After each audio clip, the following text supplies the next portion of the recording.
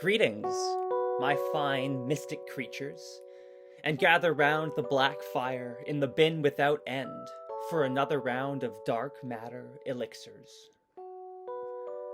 Today, I want to share with you my journey as a nerd, from childhood to present day.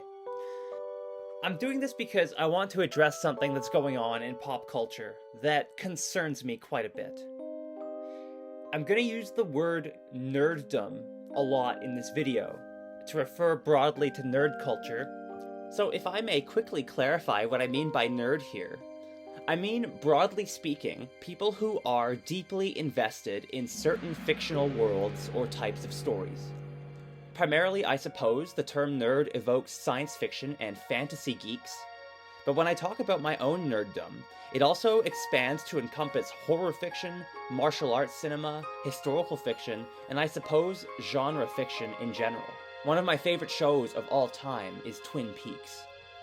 So in this series of videos, you are going to hear me speak on behalf of a lot of nerds. I don't expect anybody watching this to agree with everything I am saying, but I hope I'll be able to lay out my thoughts clearly enough that you'll see where I'm coming from.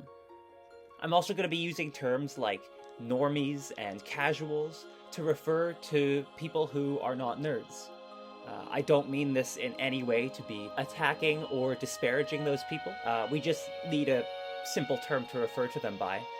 And later in the video, we're going to come around to the term anti-nerd. So I hope all of that is all right with you. And if so, then let's begin.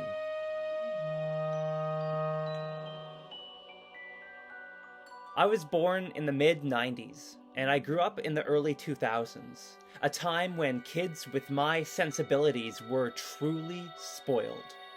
Before we could even fully develop our sense of cultural taste, we found ourselves in the cinemas late in 2001, witnessing the staggering fantastical worlds of Harry Potter and the Philosopher's Stone, and The Lord of the Rings, The Fellowship of the Ring. Around the same time, Star Wars was releasing its prequel trilogy. In 2002 alone, we saw the release of Attack of the Clones, The Two Towers, and Harry Potter and the Chamber of Secrets. Then, in 2003, we had Pirates of the Caribbean, The Curse of the Black Pearl. Needless to say, these four franchises played a seriously powerful role in the development of my personal sensibilities. I look at the period around 2003-2004 as really significant for the development of my taste in storytelling. I remember that in 2002, when Attack of the Clones was released, I wasn't particularly hyped for it, personally. I remember I saw it in theaters because some of my schoolmates were really hyped for it, and I know my parents expected it to be something I would like. But by the time Revenge of the Sith came out, 3 years later, in 2005, I was going out of my mind with anticipation, and requesting that my parents take me to the midnight release. But these major franchises were only scratching the surface, really. I was a major reader as a kid. I read far more than I socialized, evidenced even to this day by my unexpectedly odd pronunciation of random words. You know, at school I could often be found keeping my own company, reading a book, looking like a real sad loner, which was often pointed out to me by my peers. But I didn't feel alone when I was immersed in those fantasy worlds. Those were the places where, in the words of John Wick, I felt the most unalone.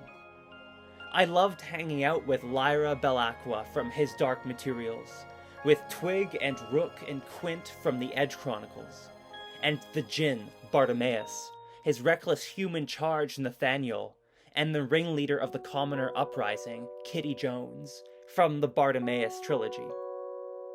I loved Candy Quackenbush from Clive Barker's Books of Abarat, and Torak and Ren from Michelle Paver's Chronicles of Ancient Darkness.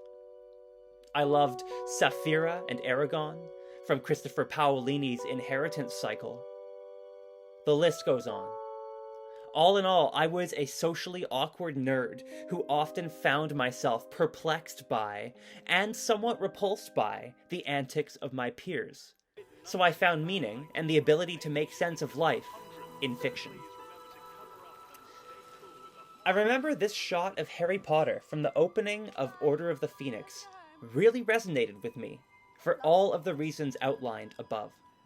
Sitting alone and reading a book at the edge of a vast field, waiting for the bell to signal the end of lunch break, waiting for some kind of magic to interrupt the monotony of my life. I suppose I saw a kindred soul in the solitude there. My other nerdy interests as a kid included Yu-Gi-Oh!, which provided a TV show that in retrospect was insanely well made and gripping, truly epic, magical, and terrifying.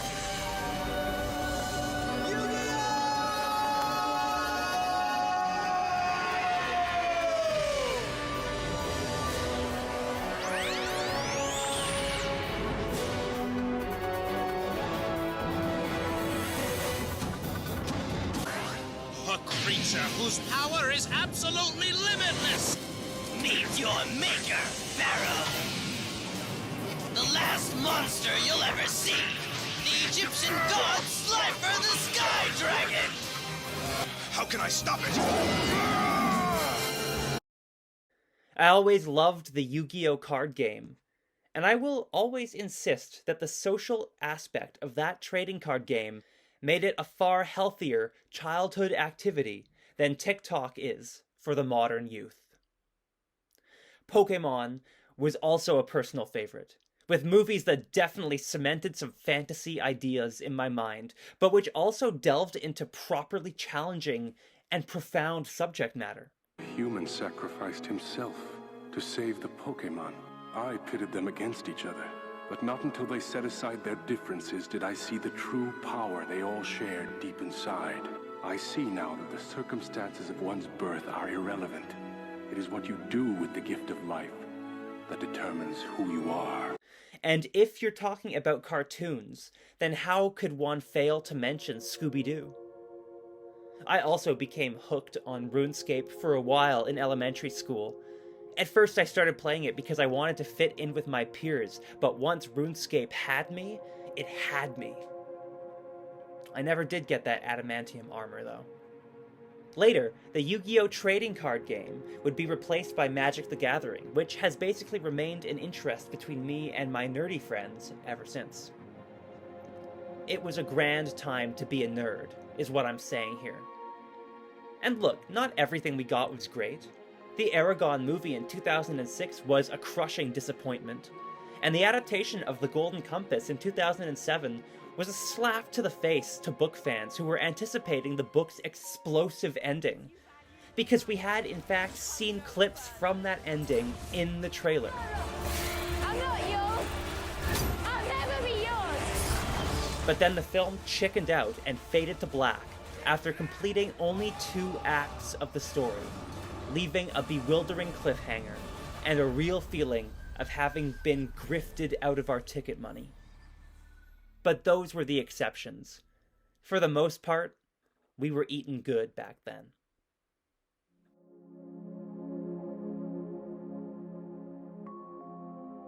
So, growing up in the early 2000s, we would hear stories about what it was like to be a nerd in the before times. My mother, a hardcore Trekkie and a child of the 1970s, talks about being totally ostracized by her peers for her interests in Star Trek and the films of Lucasfilm. In 1999, you had movies like Galaxy Quest, which certainly give the nerd their due, but also really play up a stereotype that all of us nerds know holds more than just a grain of truth. Hey, Commander, so, as I was saying, in the Quasar Dilemma, remember you used the auxiliary of Deck B for, could you get Deck B for Gamma Override? The thing is that... You know the one I'm talking about. It's the stereotype of nerds as socially inept, basement-dwelling cosplay fanatics who only ever emerge from their parents' basements to attend conventions and ask mind-numbing technical questions about fictional nonsense. Online blueprints clearly indicate that Deck B is independent of the guidance matrix. So we were wondering just where the error lies in that. It's just a television show. When I talk to people from older generations, like my parents' generation, and I refer to myself as a nerd, I will often be told things like, "Oh, don't be so hard on yourself," or "Don't put yourself down like that, I don't consider you a nerd." And I'll have to explain to them that, no, for my generation, a mid-90s born millennial, a nerd is a normal, acceptable thing to self-identify as. It's all real. Oh my god, I knew it! I knew it! I knew it! I mean, yeah, you would sometimes get put down for being overly invested in a certain franchise, but, for me, nerddom was always something that was trending toward the mainstream, if not describable as quite simply mainstream. I think it's been this way ever since the winter of 2001, when Harry Potter and Lord of the Rings both exploded into the cinematic form. I mean, I attended the midnight book launches for the last 3 Harry Potter books, which were massively popular events. I went to the midnight screenings for the Harry Potter, Pirates of the Caribbean, and Star Wars films. And yes, there were those of us, like me, who took these story worlds way more seriously than others, who invested way more heavily in them. Let's just say there were the Harry Potter fans, and then there were those of us who had a full set of wizard school robes in our closets. But generally, at that point in time, nerds were not ostracized for being nerds like they were in times past. They simply became their own clique or category at school. And those movies were so popular anyway, whenever they were released, that it was hard not to feel like nerddom was truly enjoying its time in the sun. When the girly girls, and the athletes, and the jocks, and the stoners, and the gamers, and the preppy teacher's pet keeners, and the drama kids, and the auto shop boys, and the gay straight alliance, and even the teachers themselves all talked about the latest Harry Potter midnight release, well, it felt like something we were all coming together in celebration of.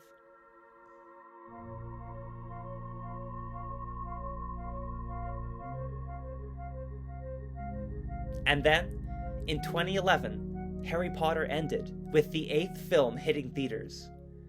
And almost before we could all catch our breaths, Game of Thrones hit the small screen, jump-starting the golden age of television.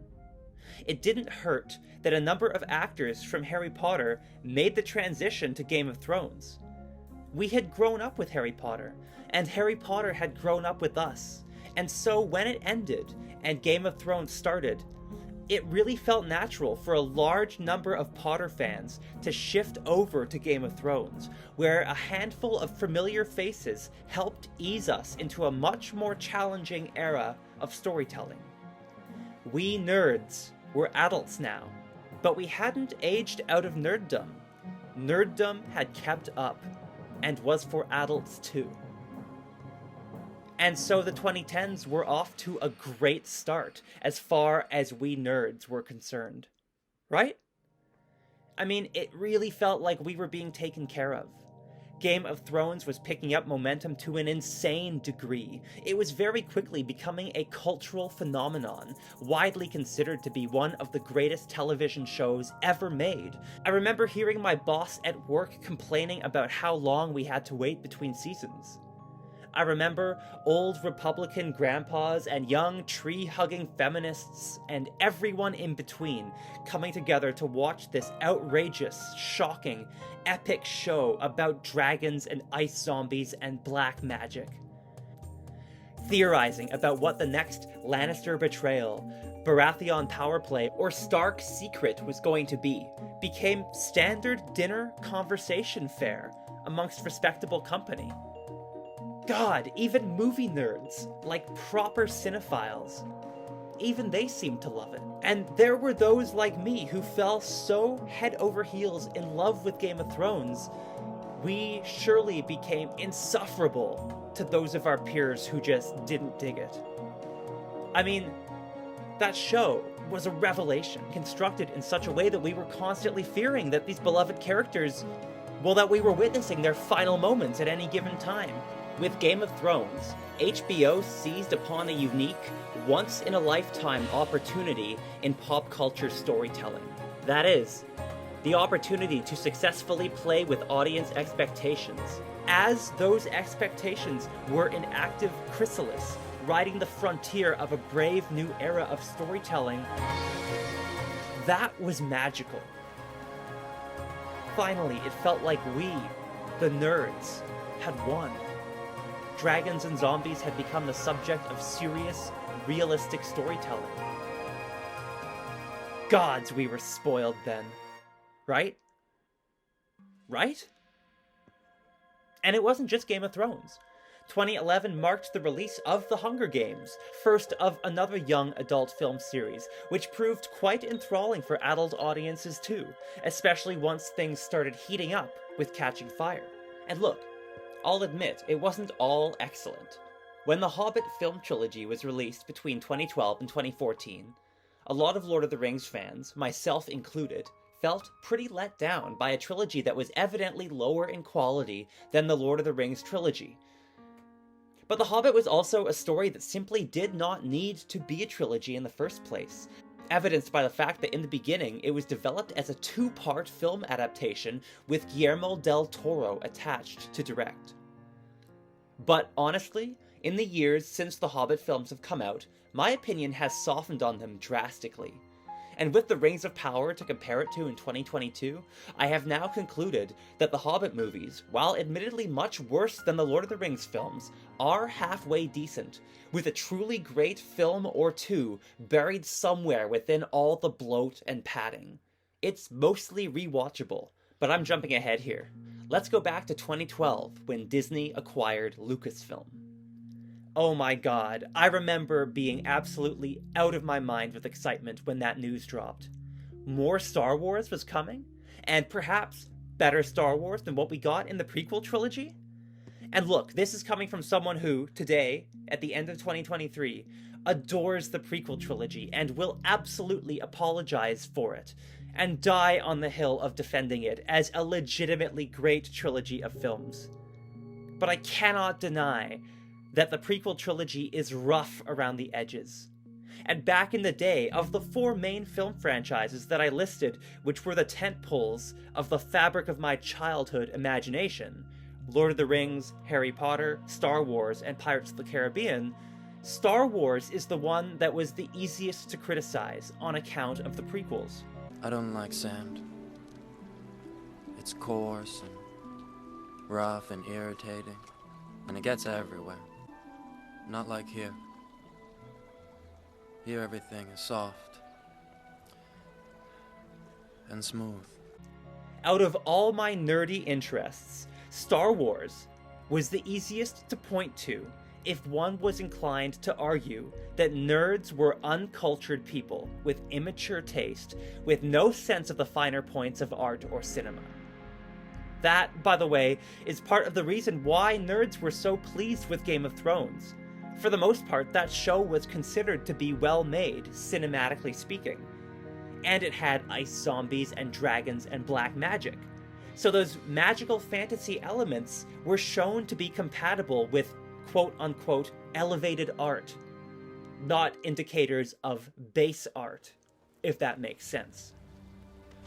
So, we had won. Nerds had won.